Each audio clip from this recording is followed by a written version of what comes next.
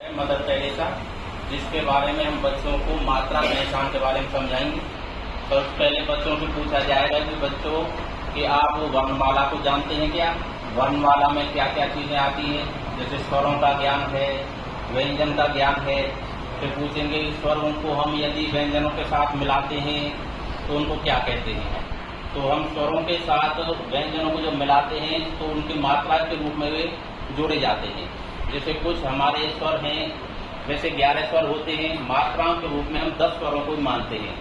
तो इस प्रकार से हम बच्चों को बताएंगे। जैसे हम पहला स्वर पढ़ते हैं आ। यदि आ को किसी हम व्यंजन के साथ जोड़ते हैं तो एक डंडा के रूप में प्रयोग किया जाता है। इसके रूप में हमने दिखाया हुआ नीचे एक तीसरा बन जाता है, जिसको बच्चों को बताएं। उसके साथ साथ कुछ शब्द दिए हुए हैं, आ के साथ जोड़ते हैं, जैसे काम, राम, नाम, दान, इस प्रकार के शब्दों का प्रयोग कर सकते हैं। दूसरा हमारा वर्ण है ई, जो स्वर है। स्वर को यदि किसी हम वर्णमाला के व्यंजन साथ जोड़ते हैं तो उसकी मात्रा की पहचान कराएंगे कि आगे से जो आ की मात्रा उसमें जोड़ते हैं तो इनको बोलते हैं दिन, खेल, मिल, तिल। इस प्रकार से ई की मात्रा का ज्ञान कराएंगे। उसको भी बच्चों को साथ साथ कुछ जो शब्द दिए हुए हैं उनका ज्ञान कराएंगे।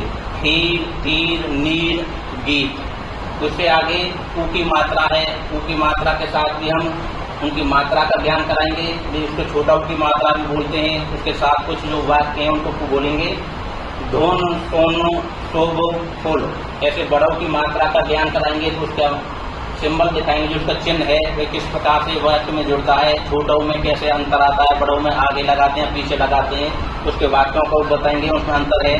क्योंकि छोटा ऊ को बोलते हैं तो उसको हम जल्दी बोल देते हैं वर्ण लोग, और यदि किसी को बड़ी मात्रा का बोलना है तो उच्चारण साथ उस पर थोड़ा जोड़ दिया जाता है वाक्य। जैसे तूल, फूल, गूर, नूर। री की मात्रा है, री की मात्रा का प्रयोग ज्यादातर संस्कृत भाषा में प्रयोग किए जाते हैं, ए की और री की मात्रा की। तृण, मृग, धृत, इस प्रकार ए की मात्रा है। ए की मात्रा में हम शेर, बेर, रेल, मेल, इस प्रकार से। और अन्य जो शब्द हैं ओ है, औ है, अं है और एह है, जो लास्ट में हमारा है एह की मात्रा है। ये भी ज्यादातर प्रयोग जो एह की होते हैं संस्कृत के शब्दों में प्रयोग किए जाते हैं। अतः है, प्रातः है, मृग है, चल है, इस प्रकार से इनका प्रयोग करके बच्चों को ज्ञान दे सकते हैं।